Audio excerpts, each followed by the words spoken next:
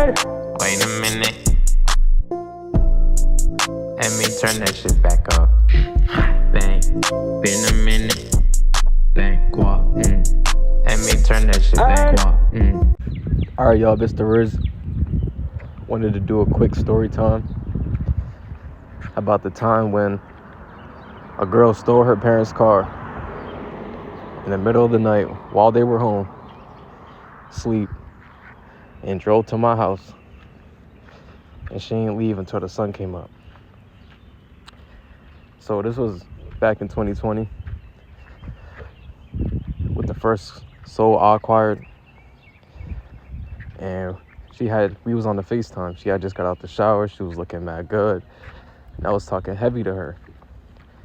Like, I was saying, yo, like you look good. Like, I'm trying to see you, da-da-da-da. Mind you, she had turned the lights off and she was in bed, ready to sleep. Well, I was talking heavy.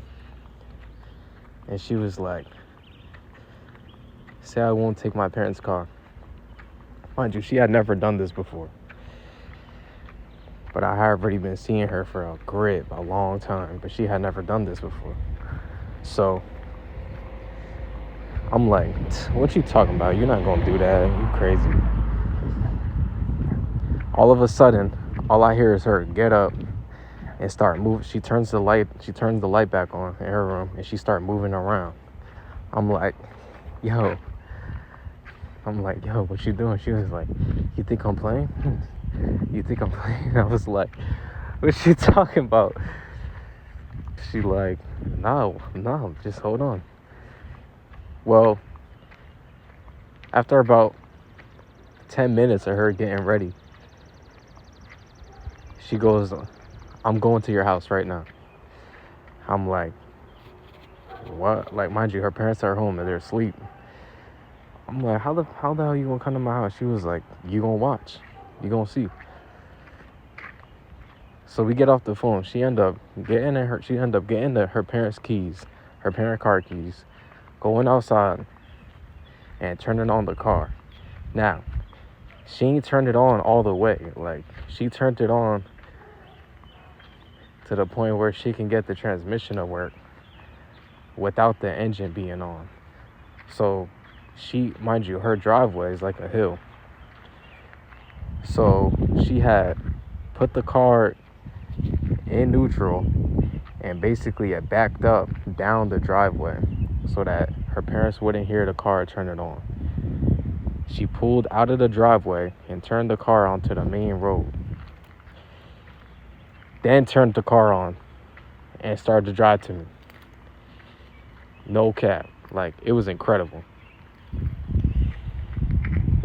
From there, she drove to the crib.